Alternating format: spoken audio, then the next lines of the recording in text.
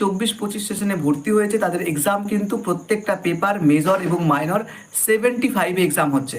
সেটা দুটো ভাগ রয়েছে, এক হচ্ছে 50 এবং 25।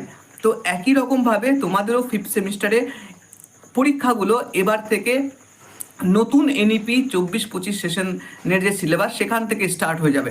সুতরাং তোমাদের মেজর এবং মাইনর পেপারের এক্সামগুলো 75 হবে এবং এই 75-এর এক্সামটা দুটো ভাগে ভাগ থাকবে, এক হচ্ছে 25 এবং এক হচ্ছে 50। 25 সমস্তটা কলেজের ইন্টারনাল বিষয় থাকবে। ইন্টারনাল অ্যাসেসমেন্টের মাধ্যমে কলেজ থেকে তুমি এই 25 নম্বর পাবে। এই 25 নম্বরেরও চারটে ভাগ রয়েছে।